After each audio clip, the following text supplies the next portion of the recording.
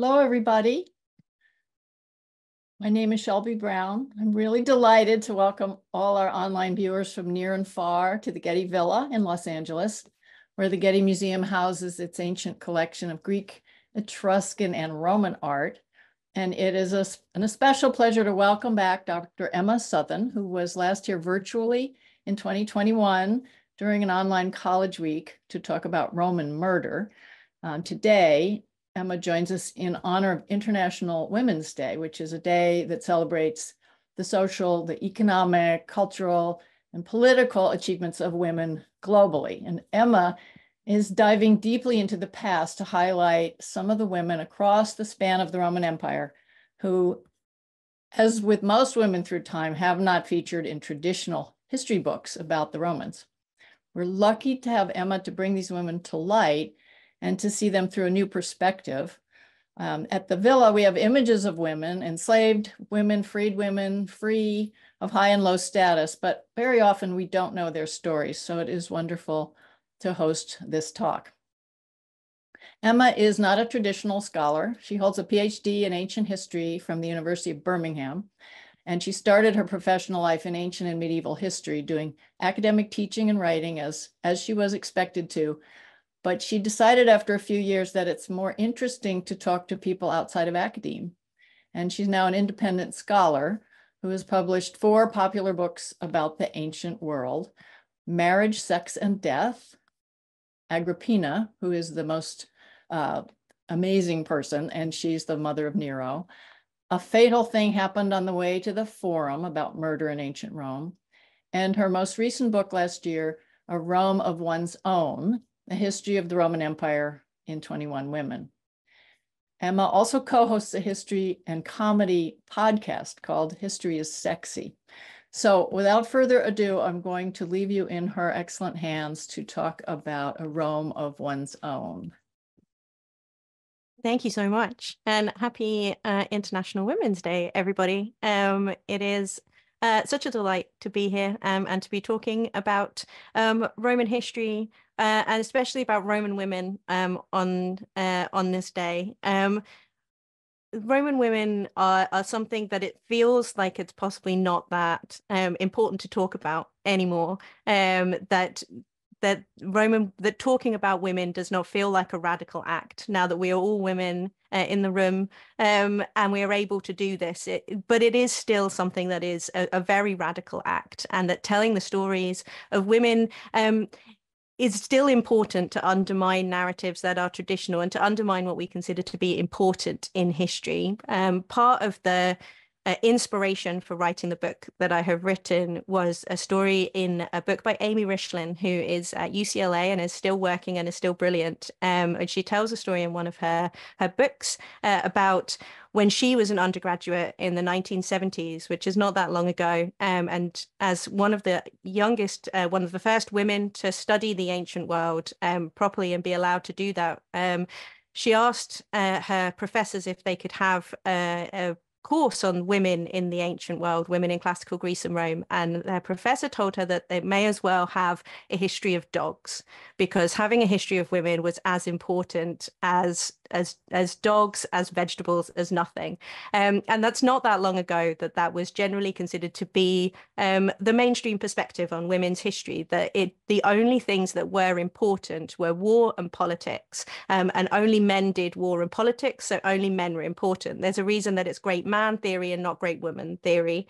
And so it is still a radical act to talk about women within the stories of the stories that we think we know. And what I'm going to do today is talk through 4 women that all appear during periods of history or in contexts that feel familiar, but which, by telling the story of women within them, kind of destabilize those histories and make them a bit more human, I think. And a guiding principle for me is always this quote from Svetlana Alexievich, who wrote this wonderful book, The Unwomanly Face of War. There's a reason that she won the Nobel Prize for Literature as a historian. And in her writing about the unwomanly face of war, she said that when she speaks to women, they almost never tell the stories that she's used to hearing about the Second World War. They are not about who heroically killed people and won, or what equipments. Women's stories, she says, are different and about different things. No heroes and incredible feats, but simply people doing inhumanely human things. And so that's what I'm going to do today, is tell you some women's stories. The first is about the late Republic, the period that, if you know anything about Roman history, everybody thinks they know the late Republic, the civil wars and the rise of Augustus. Then I'm going to talk about a woman in the Roman army, then the Christian persecutions, and finally the collapse of the Roman West, and the period of the Gothic invasion, particularly of Rome. And consider this period as consider the way that women's stories complicate the stories that we think we know, and upset what we think are known knowns, perhaps. So we're going to start with Turia. This is Turia. There are no images of Turia. We don't even know whether Turia is her name. She is called Turia because when the inscription that tells her life story was found, there were things in it that had superficial familiarity, so some stories in Valerius Maximus. And so the other Nobel Prize winning historian, Theodore Mommsen, suggested that they might be the same person, that Turia and this person in the inscription I'm going to talk about are the same person. We don't know what her name is, but we call her Turia because we need to give her a name.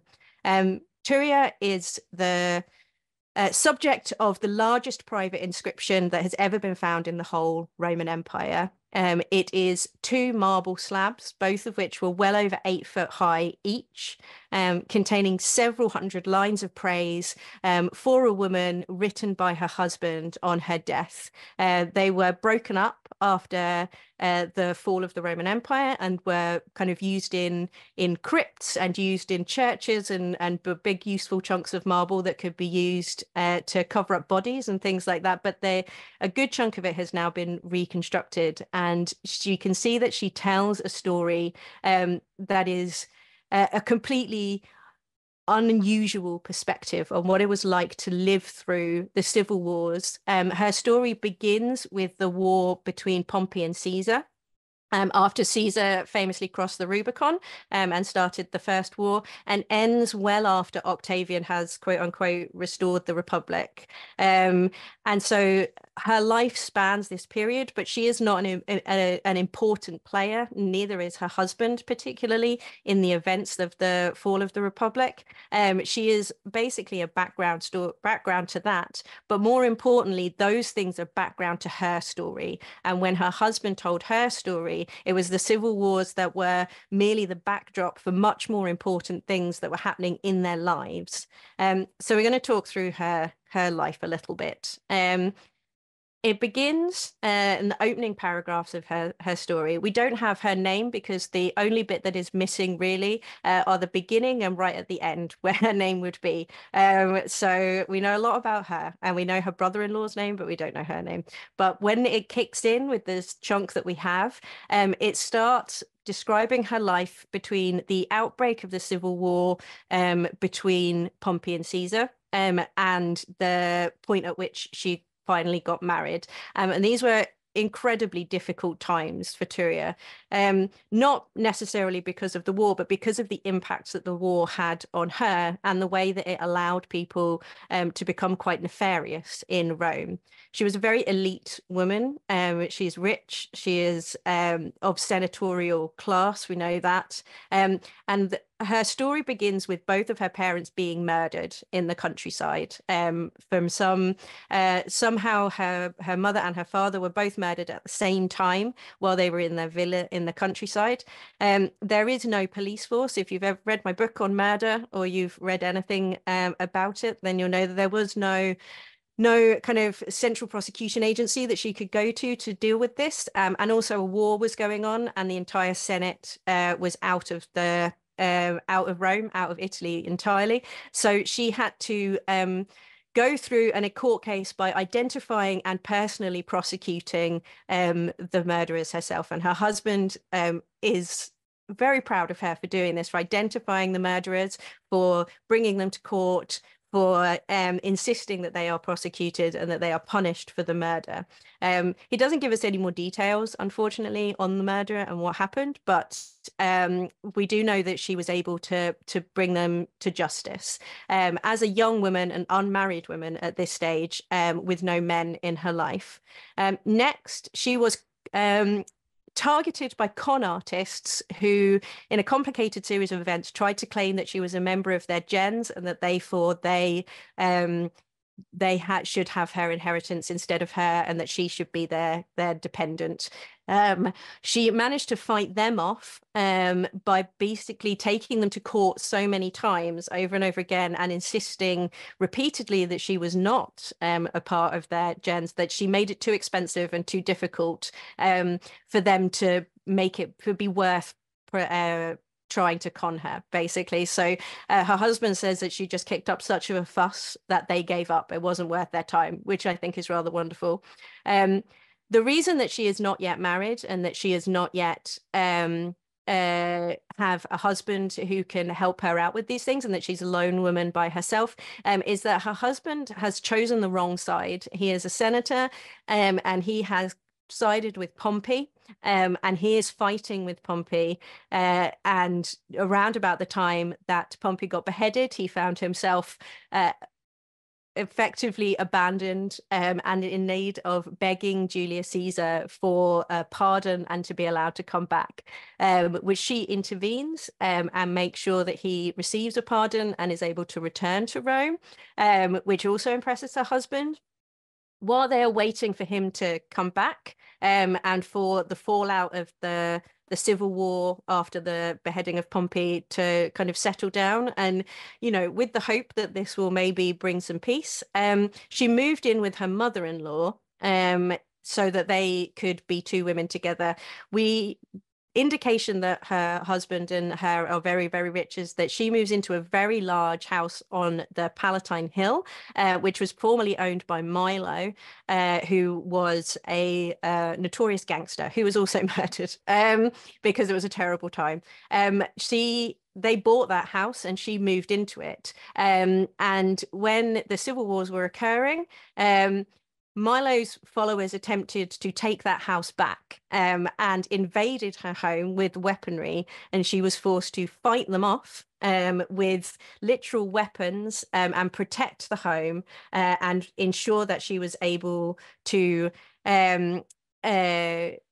ensure she was able to live safely there. So within a good couple of years, she's gone through the trauma of having her family murdered, the secondary trauma of having an attempt on her freedom, the fear for her fiance who has picked the wrong side, and then a literal attack on her house. All in all, it is very clearly a bad time to be a woman in Rome, but she survives it. She battles through, and then when her husband finally returns, Turia is able to finally get married when she is probably in around about her 20s, which would be about an average age, but possibly she's even slightly younger. We never says how old she is when she dies, but kind of from demographic evidence, that's the guess. I've picked this picture to show as a example of marriage because I think that this woman looks so unhappy to be in this wedding. She's doing an active frown. And I think that this is the image that we very often get of Roman marriage, especially Roman elite marriage, that it is something which is a business transaction, that we very much associate the shaking of hands with business, with unemotional transactions which don't have very much love, kindness, respect embedded in them. But what Turia and her husband have is very clearly a very romantic and very lovely marriage where they look out for each other and where they love each other very much. And the language that her husband uses to talk about her is always profoundly emotional. And it is interesting to see that he particularly talks about their property being in common, and the fact that he cares for her property as an act of romance, and that's something that she looks after his property and he looks after her property as being something that's quite romantic, and an act of trust and care between the two of them, rather than a business deal that they do or an oppression of her, which I think is very unusual, and is a really kind of destabilizes the way that we often talk about marriage, because often what we have is law, and what we have is images like this, which just look, to me at least, profoundly like nobody wants to be involved in this wedding. It's really often hard to imagine that people could understand a manus marriage, could understand the mixing of property or the care of property as something that shows trust and respect, rather than as something which shows control and ownership. And this is something that I think is really important from Turia's epitaph.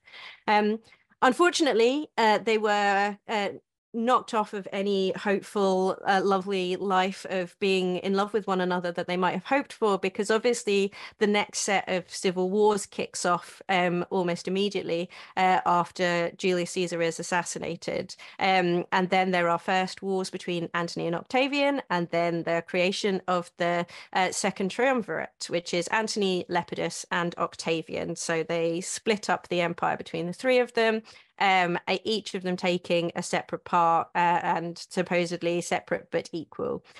In order to seal that alliance, what they did was they made a list of people that they were willing to execute, basically enemies, people that they considered to be enemies of the Republic, which meant themselves. They swapped over people that they were willing to kill. So Cicero was most famously one of the people who were proscribed in this deal, and Antony's also demanded that certain members of Octavian's family were killed, but they basically agreed that they would sacrifice people that were against them. And in that group was included Turia's husband. And Turia's husband then had to go on the run again. He had to leave Rome and flee. She gave him all of her jewelry. She gave him money and tried to ensure that he would not at least starve to death. There is a great story in Appian about a guy who was also proscribed and went on the run, but came back to Rome because he couldn't deal with being poor, and just had himself killed instead, which is a genuinely wild story to me. But he did go on the run and eventually went into hiding and was able to escape the assassins who were roaming around the empire looking for people to kill for money. And Turia took over, ensuring that her husband would be taken off the list of proscriptions. So she spoke to Octavian and was able to persuade Octavian to remove her husband. We don't know, annoyingly, what she said or how she managed to do it, but somehow she managed to persuade Octavian that her husband was not a threat and that he should be allowed to stay alive, basically. This he agreed to, and he gave her a statement that he could return to citizenship. But Lepidus, who was in Rome, refused to accept Octavian's edict. And so Turia took herself to Lepidus and repeatedly asked him for the mercy that Octavian had given, and over Lepidus said no, until eventually Turia went to the forum and confronted Lepidus in public in the forum, and this is how her husband describes this. The bitterest thing that happened to me in my life befell me through what happened to you. So while he was on the run, she confronted Lepidus in the forum, and Lepidus had her first beaten and then dragged off and towards prison in order to imprison her. He has her profoundly humiliated in a way that is shocking it's really hard to articulate how shocking it is to have a woman of senatorial status abused in public for the Romans. But this is what Lepidus does to her. But she will not stop. She will not stop screaming over and over again that he needs to give her husband the freedom. And she willingly throws her body and her respectability and her dignity on the line in order to save her husband. And this works because humiliating public figures very often does work. And she saves her husband and is able to get him returned to citizenship and returned to life. They give up all political ambitions at this point, and he's pretty clear to say they give up all political ambitions, probably because by now Turia has undergone a lot of violence in order for them to have any kind of political life. And obviously, in the final wars, they stay out of them. They just don't pick a side. In the final decision between Antony and Octavian, they remain out of it. And when he says is, the Republic was restored and we were all granted a period of peace and prosperity, which is the correct thing to say when Augustus is around and might read anything that you are saying. So they retired basically to a private life. And at this point, the way that he talks about Turia starts to talk about their domestic life significantly more, about their relationship with her sister and the brother-in-law, and about their female relatives. But they have one last hurdle which they overcome, and this is the point where it becomes really fascinating, because he talks about the civil wars, he talks about the proscriptions, he talks about these events that we consider to be fundamentally important points in Roman history as points along the way of his life, but he talks about two other things as though they are as important to him, which they are. In fact, they're probably more important to him. The first is that they are unable to have children. This is a tiny little amber bead, which I'm absolutely obsessed with. And they were completely unable to have children. So they were infertile together. It says that she tried everything. Says that any other woman, it would be admirable, all of the things that you tried. But in you, it was just normal, basically, which is quite lovely.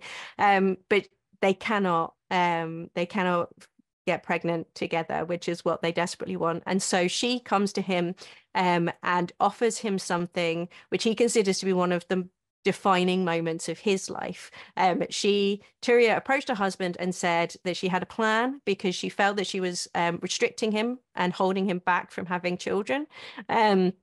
So she says that she would divorce him and she will find him another wife, a wife who is fertile, and they will be able to have babies together. And then, but she will stay in the house and she will also, their property will remain mingled. So she will remain under his guardianship, and she will live with him as a mother-in-law. And she will help him raise the baby as though they were her own, which suggests that they're looking for a very, very pliable young woman that they're going to do this with, or a very suggestible one. But that is the offer that she makes him, that she's going to break up with him and then she's going to find him someone who will give him children, because she doesn't want him to resent her for not being able to have children. Obviously, they think that it's all the woman's fault. There can't ever possibly be something about the male that prevents children from happening. But her husband is so upset that she would suggest this. So upset. He says that he could never even conceive of the idea that she might cease to be his wife when you had been utterly faithful to me when I was exiled and practically dead, which I think is an interesting sentence, because on the one hand, he's so upset. He's so clearly unable to even process the idea that his wife might want to leave him. But at the same time, the way that he frames it is that, well, you were faithful to me, so now I have to be faithful to you, which looks so almost dispassionate, like he owes her a debt, but he means it in a very in a profoundly emotional way. And I think that this is an important reminder that just because they don't use the exact same language that we do doesn't mean that they don't feel the exact same things that we do. but he just cannot bear the idea of parting with her, and he talks about the fact that he just doesn't want to live a life without his wife, basically. And so they live together for 50 years. They are married. They take in women from the family and talks about them giving them dowries and making sure that they're able to look after other members of the family. And then when she dies, he is absolutely heartbroken. And the final tone of the epitaph, which is theorized that it is the Laudatio, which was given at her funeral. So when you give a eulogy, essentially, this theorized that this is the text of that he wrote. But he says that he is afraid of life without her good advice, and he is heartbroken. That he is overwhelmed by sorrow, and that sorrow has wrested away his power of self-control. And he says, the conclusion of my speech will be that you deserved everything, but that it did not fall to my lot to give you everything as I ought. And he finally says that he hopes that she is able to have a good afterlife, seeing as he wasn't able to give her as much of a life that he wanted to. I love that Turia's story is so emotional, and I love that it both complicates the image that we have of elite marriage, particularly in the Republic, as being something that was not emotional and that was not something that was done for love, but was a business arrangement. And I also love that it complicates the idea that war is the most important thing that can happen. And that if someone lived through a war, that must be the most important thing that ever happened to them. Because what most important thing really that ever happened to them is that they got married. By far the most important thing that ever happened to Turia's husband is that he met Turia and he married her. And the fact that they had to endure wars and the fact that they were unable to have children are tragedies that occurred as part of that marriage. But in the end, the Civil War is just background to what is actually a beautiful love story. I think that humanizes that period quite a lot. So that's my first story. And my second story, we're going to move forward about a century. And we are going to move outside of Rome, and we're going to move all the way up to the northernmost point of the Roman Empire. We're going to talk about Sulpicia Lepidina, who spent some time in her life in this specific building here. This is in Vindolanda in Northumberland in the UK, which is at the very north of the UK, near enough the border with Scotland. It looks like this a lot, which is very grey, and it rains a lot, and it is a damp, a damp. It's very beautiful, but it's cold a lot of the time, and it is northern England. This is the Principa building, which is in the fort of Vindolanda, or in any Roman fort, is the place where the commander lived. They are very often lovely spaces, but they are probably the least talked about spaces in general, because when we talk about military spaces and the Roman army, they tend to be hyper masculinized. They tend to be considered to be spaces where men were men and they're all big and burly. And when people are doing reenactments, it's always just kind of men stamping around in their sandals and their leather armor. And when last year that TikTok trend was occurring with the Roman Empire, and I watched a lot of those TikToks, and a thing that people said a lot was, oh yeah, I love the Roman Empire, I love the Roman army, or I love Julius Caesar, or in one case, hilariously, Alexander the Great. But very often it is the Roman army that people think of when they think of Romans, and when they think of them in the way that they are depicted in films, which is hard Spartan men living in hard Spartan places, and living very spare, probably quite difficult lives, which is just untrue. It's just not what the Roman army was like, especially not when the Roman army was in forts, in permanent buildings. And a wonderful way to complicate that picture of the Roman army is by looking at the women that existed in them. And in particular, we are going to talk about the recipient and the sender of this letter. So this is a tablet. It's basically the Roman equivalent of a text message, And it is a little note that was written in around about 90 to 100 CE. It was written in a fort in Briga, which we don't know where it was, but it was probably somewhere in York, and sent to the fort in Vindolanda. And these survive in Vindolanda specifically because when the fort when this specific unit of the army moved on, they tried to burn all their letters, but rain put it out, and they were buried instead. And as a result, the wetness of the earth that they were buried in preserved them perfectly in anaerobic conditions.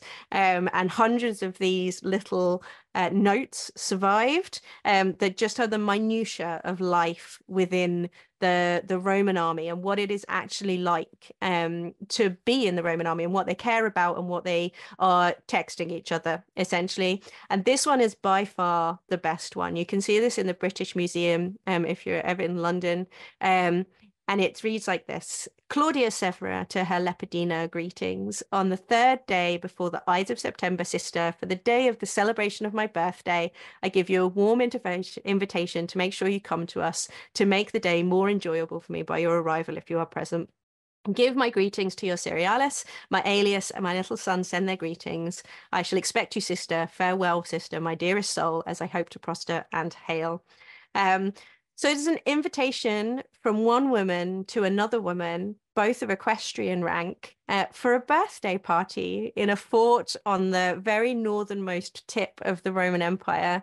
And if we just had this letter, it would immediately open up the whole world of Roman forts into something more complicated and something more human and something more real than the image that you get in films and reenactments. Already, we know just from this that we have two women, that we have two literate women, because that final line from I shall expect you, sister is handwritten by Claudia Severa herself. That we have a social scene between forts where people are going backwards and forwards and are friends with one another. We have children and husbands, so we know that they're married, and we know that at least one of them has a son. And we know that they celebrated their birthdays and that they had the time and energy and money to do this. Just with that one little glimpse, it just changes what the world of the Roman fort looks like.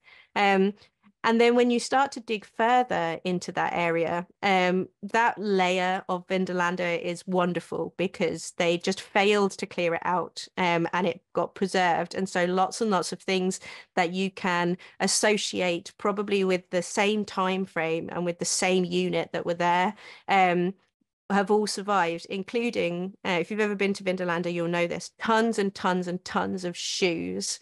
This is called Lepidina's shoe because it is found in the same layer, basically. And it is, as you can see, really intricately decorated on the bottom. And if you see it, you can see on the other side, there is intricate work on the top. And a tiny little strap has broken and she threw it away. Because it was broken. It was not worth fixing for her. She was rich enough and had enough access to other pairs of fancy shoes that she didn't need to keep it. So we have a lot of these. We also have children's shoes, tiny little baby shoes. In Lepidina's Principa, the Principa, we have these shoes specifically of a child who clearly has a limp. And you can see that one of her children, the wear pattern on the shoes shows that he puts weight on one side rather than the other. So he clearly walks with a slight limp. And you can really see that there is a family life occurring within this fort. From the rest of the letters, you can put together a little social scene. So we know that Lepidina was married to Flavius Cerealis, who was the equestrian commander of an auxiliary equestrian unit. So a auxiliary unit that also had horsemen in it, who were originally all from Batavia, which is kind of on the Dutch-German border. We know that Claudius Severa, who was the writer of the letter, was married to Aelius Brocchus and had a child, and he is the equestrian commander of a unit. We don't know what the unit is because we don't know where Briga is. It's as yet undiscovered, so who knows what is lying under there.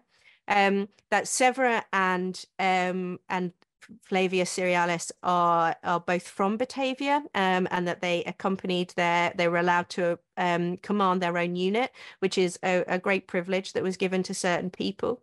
And we know that they had parties a lot, like as much as there is talk about how the soldiers are doing and what they are up to, and how many of them have eye injuries, which is always loads. They're always getting eye injuries. There is also talk about festivals that they are celebrating, about Claudia and Lepidina getting together so that they can visit one another just socially, so they see each other for New Year's. So we know that they have this relationship whereby this is not a one-off event, but it is something that happens fairly regularly.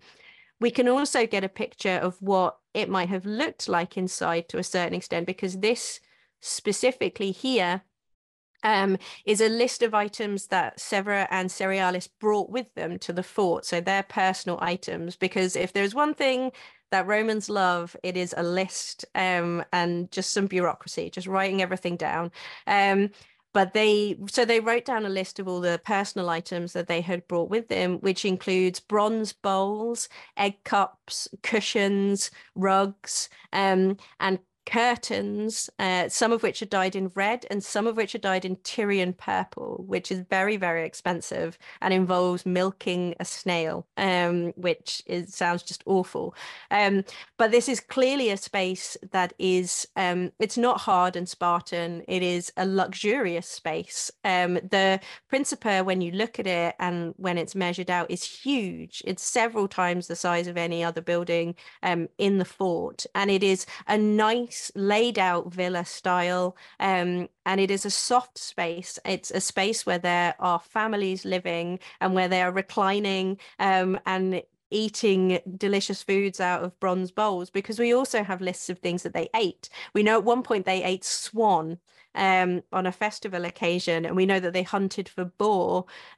We know that for one festival they had 300 pints of beer brought in, and even more wine, and that they ate really, really well. It is not a space where people are just eating gruel and living miserably. They're kind of having a nice, luxurious time.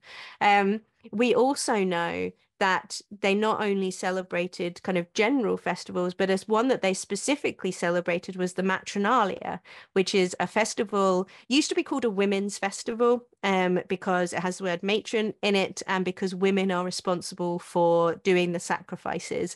But it's now better, I think, understood as a space, as a celebration of the family, as a celebration of the familia as a unit.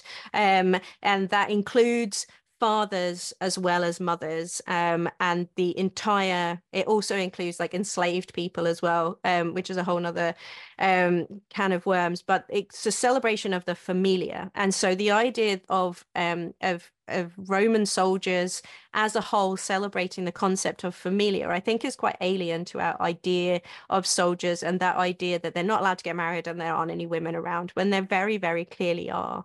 And very sweetly, this is not it, but I just really like this image because I think it's the one where you can clearly see the writing, and you can see that it's letters, and you can see the hand and how nice it is. But there is a fragment of a tablet which has a child writing out a section of the Aeneid, and then a tutor striking out and calling it lazy and writing notes on it, which demonstrates not only the presence of children, but also the presence of the enslaved, the presence of people whose lives were designed basically to make other people's lives easier. We can see, for example, in the fact that the letters between Claudia Serra and Leopardina are, one of them is written in a very nice hand, very clearly practiced hand of a professional. And then the notes at the bottom and on the outside are written by somebody who is not used to writing, particularly somebody who does not professionally write. So clearly they have people that they dictate to, and then they write their little personal greeting otherwise. And all of these people are living there. All of these people are existing within this space. And the life of a Roman fort is much, much more than the kind of hyper-masculine, purely war-focused image that we very often get. It is a space where there is a domestic life, as well as a professional life, and where women exist and children exist as well, very much alongside men in every part of the, I've talked about Severa, but they are in every part of the fort. And once you can see one and you start to look, you will see so many others.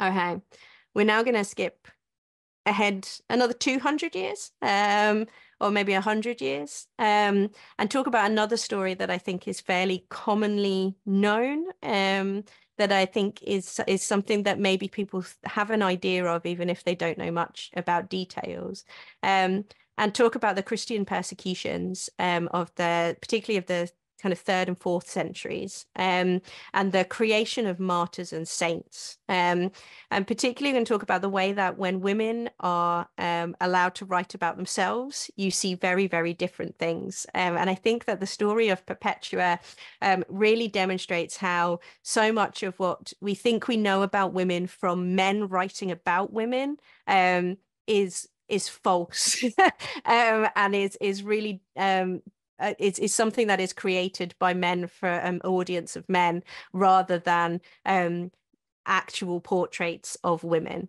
And so Vibia Perpetua, she is 22 in the year 203 CE. She lives in modern Tunisia, somewhere around Carthage, and at some point in her life, between the point at which she was married and had a baby, she converted to Christianity, and converted to Christianity incredibly hard. She just really went all in on being a Christian. She joined a small house church. So this is a period where Christianity is illegal.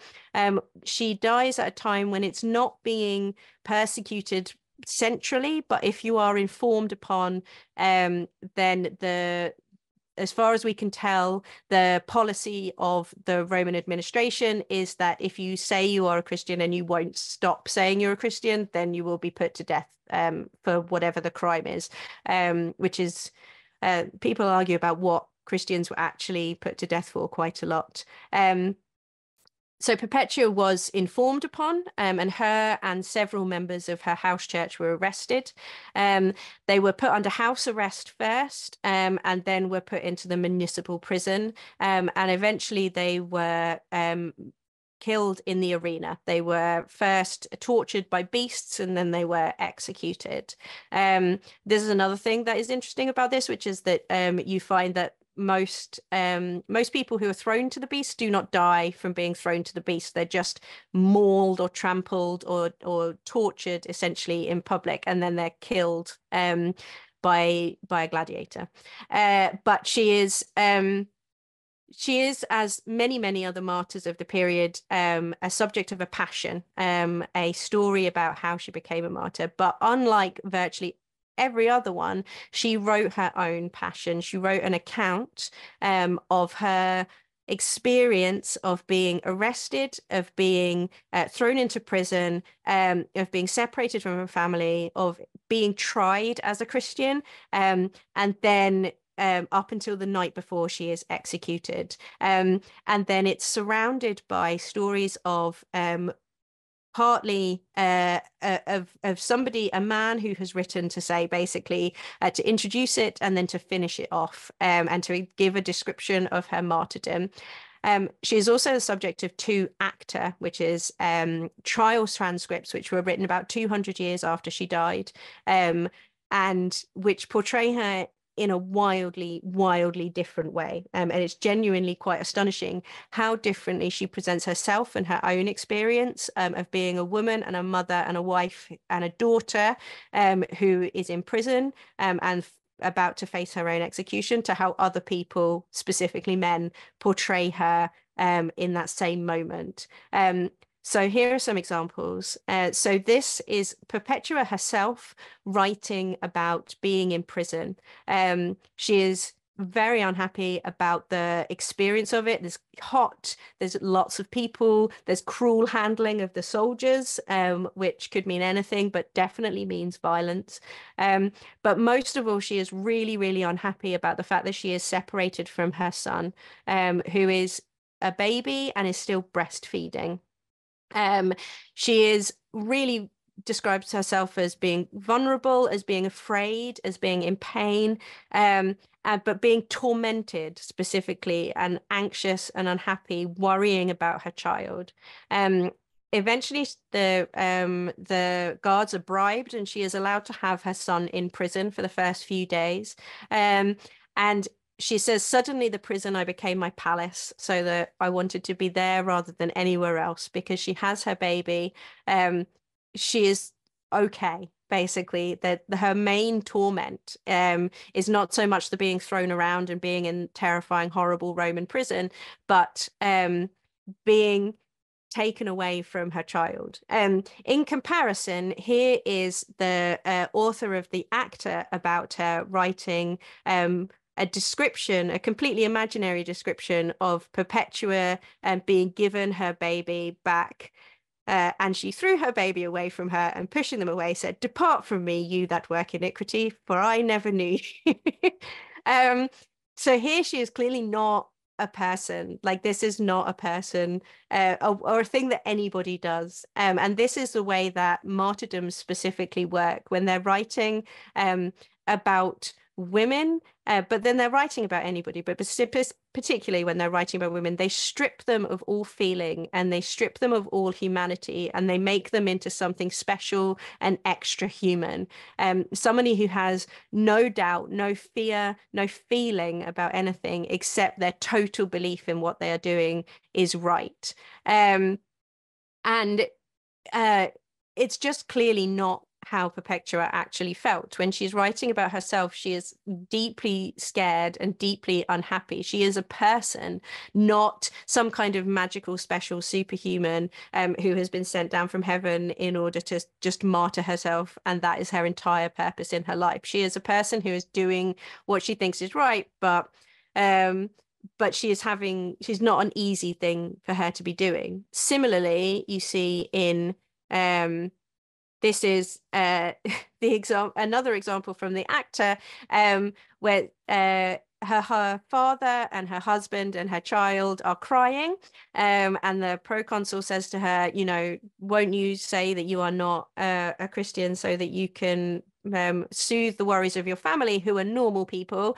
And she says, I would only be moved by their tears if I found myself outside of the presence of God, which is okay, not a thing that people say, and certainly not a thing that Perpetua said, because when Perpetua was actually confronted with this, and when she wrote her own version of events, she said that she grieved for her father's anguish. She tried to comfort him, and she grieved for his wretched old age, that she is genuinely unhappy about the fact that her father is weeping, that she finds it incredibly difficult to be apart from her family, and that she knows full well that she is causing them harm, and it hurts her. She is a person. She is not some kind of superhuman martyr. She is, in fact, a real person doing real things, inhumanly human things, as Svetlana Alexievich might say. After her trial, her child is taken away from her again, because she is now going to be officially executed. She has been found guilty of being a Christian, largely because she keeps saying she's a Christian. She is taken back into prison. Her child is taken away from her. No one will let her see him anymore, because she only has a few days left to live. And she writes again about how difficult she finds this, and she prays for some kind of relief from her suffering. And the way that she writes about it is wonderful, because she writes not only that her heart aches for her child, but also her breasts ache. She literally talks about the physical pain of having unexpressed milk. And if anybody who is out there has had children and has had that moment where your breasts start leaking, then it hurts. And this is, pretty much, as far as I know, the only time that a woman writes about this in Roman Latin literature, about the actual experience of being a breastfeeding mother and not being able to breastfeed your child. And this is the physical miracle that she experiences. There are 2 miracles in her martyrdom and 4 visions, which we'll talk about in a wee second. But the physical miracle that she experiences that make her a saint, is that she is relieved of the pain of her of producing milk that is not being used, and that her son is miraculously weaned so that he is now able to eat. And when she knows about this, she no longer has to worry about her child, and she no longer has to be in physical pain from the physical changes that occur when you become a mother. And no other martyrology will ever talk about this, or talk about the actual experience of being a woman who has children. It is surprising how little often you find people talking about motherhood in the ancient texts, because there's so little women's writing that exists. And when it does exist, it has been saved by men, and they just don't think that motherhood is very important to save. But this is one of the few times that you see it, and you really get to humanize who these saints are, who these people are, who are willingly flinging themselves onto the Roman justice system, which is a terrible place to try to fling yourself. She then has 4 visions, which I'm not going to talk about in loads of detail because they're very, very long. But as soon as she is relieved of this, she starts praying, and mostly what they do when she's in prison is pray. And she has 4 visions, all of which are specifically aiming at making her feel better about what she is about to do. So the first 2 visions, firstly, she sees her brother, who has died a few years previously, who was a baby who died of cancer and had some kind of tumor on his face. She sees him in what is effectively a hell, and which sounds a lot like the prison that she is currently in, and that it's hot, it's close, and he can't drink water. She does a lot of praying, and the next time that she has a vision about him, she sees him not in a different place because he's not baptized, so he can't go to heaven, but she sees him in an afterlife that is significantly better. He's able to drink. His physical tumor is cured. He is restored to a physical I think he's unblemished, restored to a physical, what they would call physical perfection, which I'm not going to call it that. And she is basically given proof that intercessionary prayer works, and that God exists, and that she will be going to a good place when she dies, that her place will not be awful like it has been for her brother. The next 2, in both of them, she actually meets God. In the first, she steps on the head of a serpent in order to climb a ladder covered with knives, whereupon she reaches a magical place where God is milking sheep, and then he gives her some sheep's cheese in the form of the communion, and she is basically promised that she is going to have an afterlife that's going to be okay. And in the second, which is utterly fascinating for other reasons, in the second she is transformed into a gladiator, and she fights an Egyptian wrestler who she understands to be the devil. And she defeats him in a fight and steps on his head again. and then is again welcomed by God, who is this time gigantic, and she can't quite see him, but he's huge, and he welcomes her and congratulates her for her victory. And from this, she completely understands that when she goes into the arena, she's not going to be fighting a beast, she is going to be fighting the devil, and that she is going to prevail, and that what she is doing is the right thing to do. And all of her visions are very clearly aimed at soothing any very kind of anxiety that she had about whether she was doing the right thing, and whether by hurting her family she was making the right decision, or whether she was just throwing away her life. But she goes into the arena completely sure that, or at least potentially with anxiety soothed. And that's where her diary ends. It ends with her last day, with some final kind of being tortured in the stocks. And a man takes over writing her final hours, and a description of her entering the arena and then facing a wild beast. And they choose a wild cow for her and her fellow Saint Felicitas. They throw them into the arena, and all of a sudden what you get is lots of talking about her once again as a superhuman person. So you see that when she walks into the arena, she has a shining face and calm step as wife of Christ and darling as God. She is so intense that spectators can't even look at her.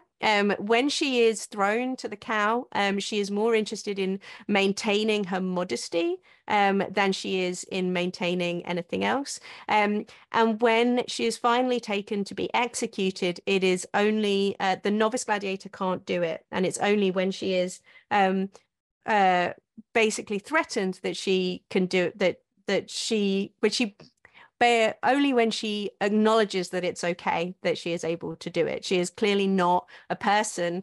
Her humanity is stripped from her by the men who write about her.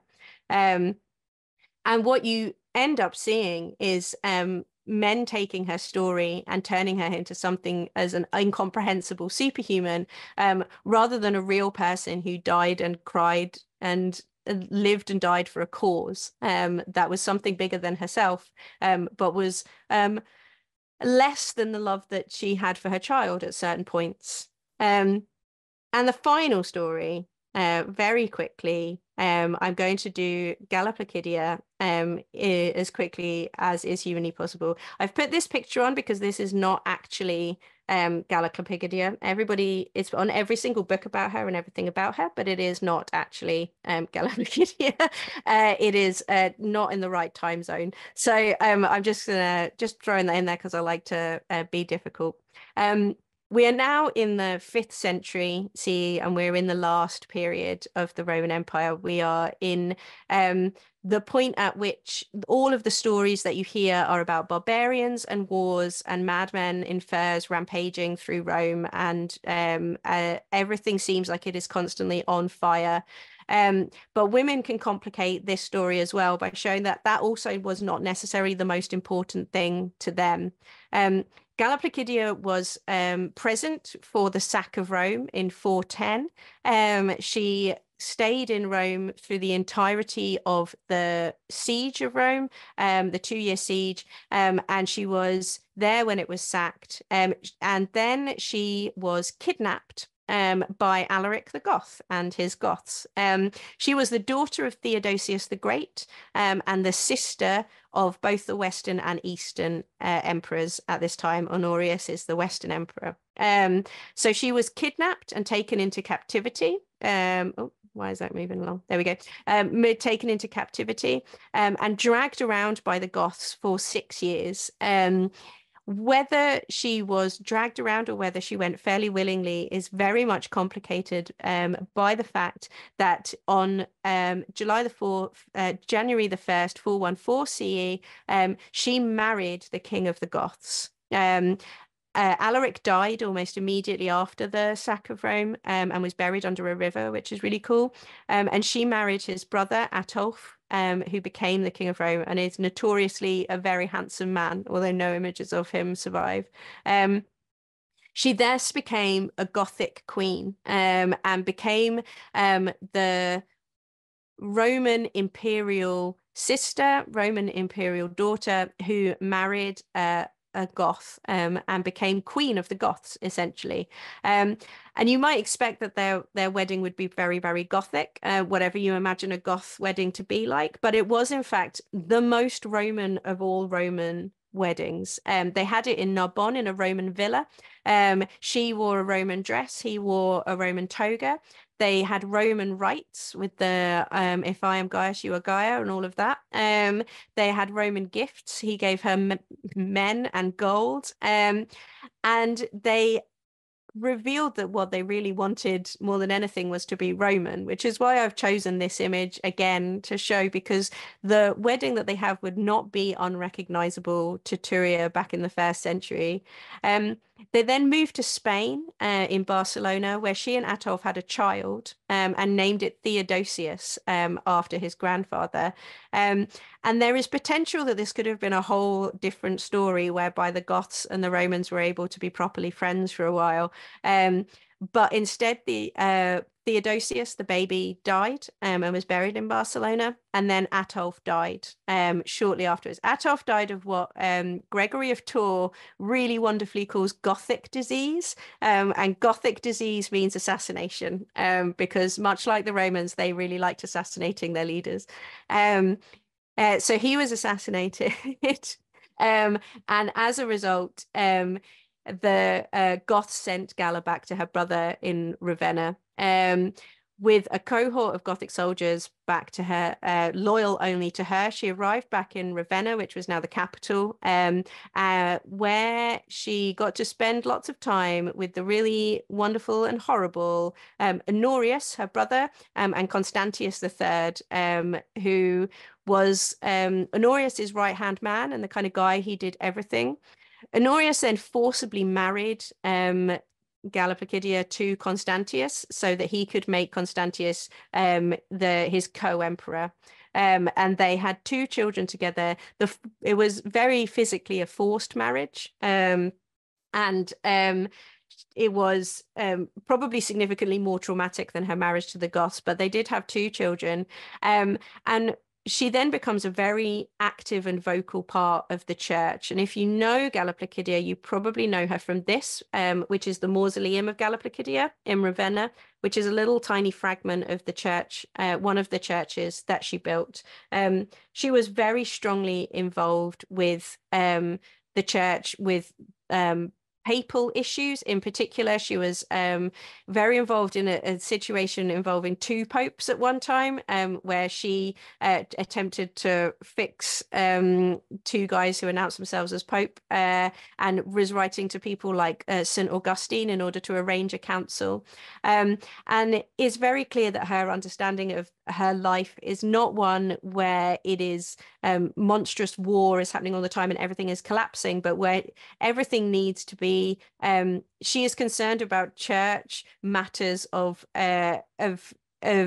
law and of protocol. Her concern is very much not about the survival of the West as we might imagine it and as how it looks when you're talking about Gothic wars constantly, but really about like whether the Pope has been properly chosen, because as you can tell by the amount of gold, like they're living a fairly great life there in Ravenna. When Constantius and Honorius died, her son, Valentinian III, became, in a roundabout way, the emperor. But he was only 6 years old at the time, and so Galla Placidia became his regent. And for 12 years, she ruled the Western Emperor as the regent.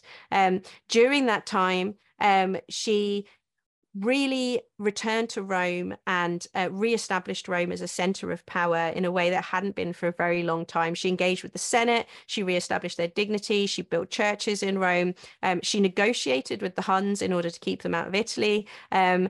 She oversaw 3 guys who tried to destroy everything, and saw them all off. And she really... But her main focus was being involved in senatorial politics, something that hadn't happened for a very long time, and church politics, and in particular defending Rome as an important, and if not in fact, the most important place in the entire world. And we have letters from her, which she wrote to Pope Leo I, Leo the Great, and which she wrote to her nephew, who is now the emperor in the East, in which she describes Rome as the city which filled the whole world with the domination of its virtue, and this glorious city which is the mistress of the whole world, and this understanding of Rome as a space which is not decrepit, not failing, not falling apart, but as the most important place in the entire world, and a place which should be respected by not just the church, but also the government. And then in 437, she made history by being one of the very few women to be written about happily handing over the regency without any fight, and handing it over to her son, finding him a nice wife, and completely stepping back from senatorial politics and placing herself exclusively as a church figure.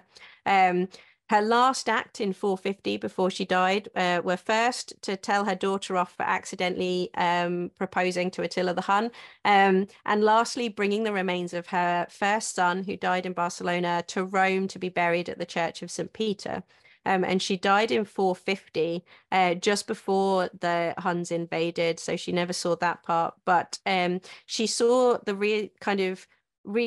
re-establishment of Rome as the center of the world, but also if you tell the story through her eyes, through her lens, she doesn't see the world as a space which is falling apart, but as a place which is still incredibly glorious, and still incredibly important. And we're going to finish with this last image of her, because it has a wonderful image of her on the front, with the Cairo on her shoulder, being crowned by the hand of God. And on the back, it shows Victory, the Roman goddess Victory, Victoria, holding a cross. And I think that this really embodies her understanding of the world as something that is syncretic, that combines all things, and is not collapsing, is not failing, that nothing has to die in order for the world to continue. But that she understands the world that she lives in as a maintenance of the Roman Empire in its glory days, what we would consider to be its glory days. She doesn't understand the world that she lives in as collapsing into barbarism. She shows us a different way of looking at that world. And that's Galliplogidia. So I'm going to take you back to the beginning, and hopefully you can see through this that when she is speaking, when we see women speaking, we see completely different stories from the stories that we see when we see men speaking. And even when we see women being talked about by men, when we see them being talked about by themselves, we see different stories. When they describe the exact same incidents, when we allow women to speak for themselves, we see something completely different. And hopefully on this International Women's Day, that has given you something to think about for when you think about histories and how women can change histories and why women are important to include in histories. Thank you very much. If anybody has any questions, I'm going to look at the Q&A and see what questions are in here, and we will go and have a quick look. So somebody has asked, can you shed more light on her legal activities? Gaia Afriana had a very different reception to her legal activities. I would say that yes, so Turia is never really involved in business. She is only involved in family law, and we do not know what their reaction was necessarily. We assume that probably she had men representing her, seeing as women weren't really allowed to go into things. But we do know at the very least that there was no problem with her husband describing her as an active woman in the court system on her own on her own tombstone. So I think very often the responses that we see where men are hostile are because something extraordinary is happening, rather than the extraordinary thing being that women are in court or are involved in court activities. We do not know anything about how old Turia is, and we do not know anything about how they met. We assume that they were betrothed before their death, but we do not know anything further about them. Oh, now the questions are coming. So, the last most recent question, why were they trying to burn everything at Vindolanda? As far as we can tell, that is just the Roman kind of standard operating procedure, was that they would write off when they were clearing out, they didn't want to take all of their records with them. They didn't want to take anything stuff with them, so they just burn them all down. They would just throw it in a pit and get rid of it, and then it would be a clean slate. And when the next unit came into Evan Given Fort, they would always rebuild the fort to fit its new inhabitants. So there was always just start a clean slate with the fort, and so that's what they were doing. It just happened that this time they didn't burn, which is really convenient. Is there anything that you think historians, researchers, archaeologists, etc., should do differently in their study of the ancient world moving forward in order to gain a better insight into the lives and contributions of women in the past? Honestly, I think paying attention to women and it is so easy to write stories and just not name women, or to just leave their part out of it, because the default in the brain is just to be like, oh, well, the battle is the important part, or the politics is the important part.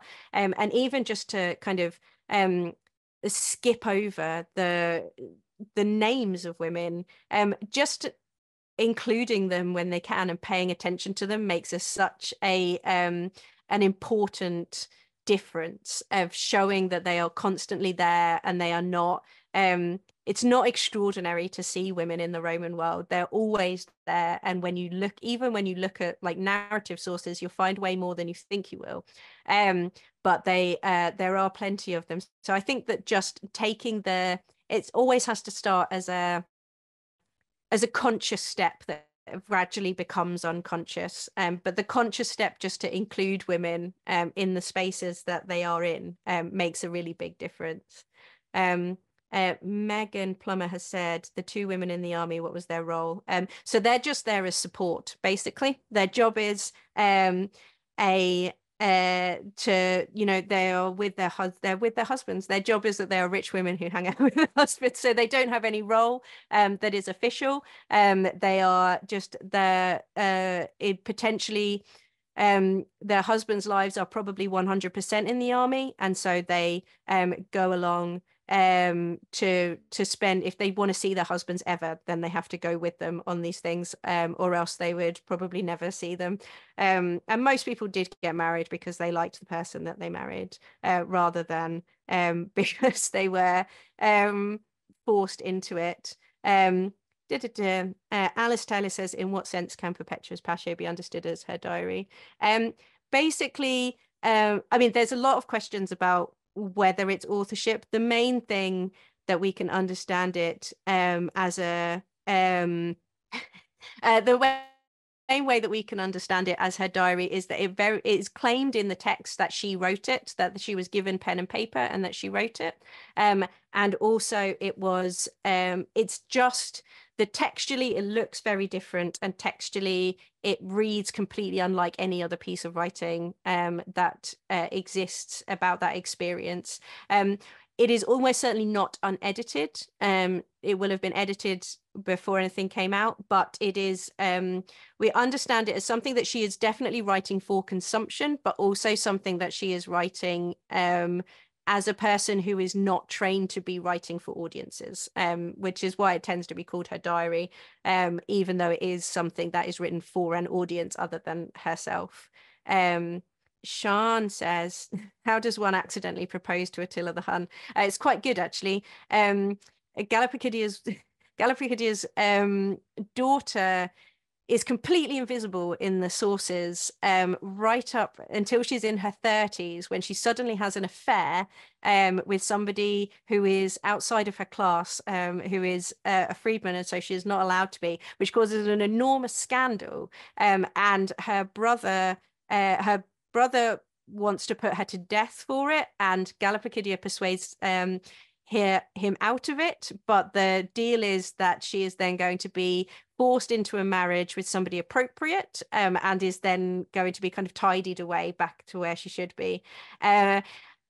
at which point she wrote a letter to Attila the Hun, who at the time was coming across into Western Europe, and wrote a letter to him and said that she wanted to escape Rome, escape Italy, and go and live with him. And she included that she had proposed to him, and that she considered her she considered it in the Roman Empire, the Western Roman Empire, to be her dowry, and that was the excuse for invasion. So that's how you accidentally propose. All right, I'm going to do like 2 more, which I'm going to choose randomly. The names of the historians who were cited at the beginning were Svetlana Alexievich, who wrote The Unwomanly Face of War, Chernobyl Player, Secondhand Time. She's amazing. And the other one was Theodore Mommsen, who is a 19th century, one of those amazing 19th century polymaths, who is a German historian, and he was responsible for putting together the corpus of Latin inscriptions. His writing does not age brilliantly, but nonetheless. And then, okay, if I could go back in time and uncover a question in particular that links with you, what would that be? You know what, I'd quite like to know Turia's actual name. That would be very helpful. And it would be nice to know a little bit more about her, because people argue both sides of that, and I'm kind of obsessed with them. So those 2 questions would be my main one. So that is yeah, so that's going to be my last question. Actually, no, this will be my last question. Why were eye injuries so common? Don't know. But they really were.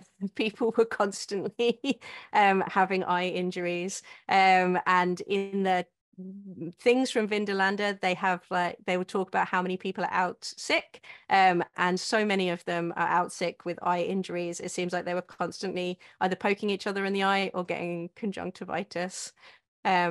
If you have any other questions, then this is my website. You can find me on Instagram, if this will move. There we go. emmasouthern.com. You can find me on Instagram at emmasouthern. And thank you so much for being here and listening. I really appreciate it. Thank you, Emma. We are really sorry to see you go, but it is time to say goodbye. And thank you very much, viewers, for joining us and asking so many great questions. I'm sure you join me in thanking Dr. Emma Southern. We did want to find out what your next project is. That was a question you didn't get to. What are you working on? What am I working on now? So I have a children's book, which I've written with Greg Jenner, which will be out at the end of 2024 about Roman Britain. And then the next one after that, I don't know. We're going to see. I've written a proposal, but I have to wait for somebody to agree to publish it yet. Okay, well, we'll wait and see. Meanwhile, everybody, enjoy her book on Roman women, which is fascinating, and visit getty.edu for information about our programs, and you'll find this talk posted on Getty's YouTube channel in the coming weeks. Thank you, everybody, again. Thank you, Emma. Bye.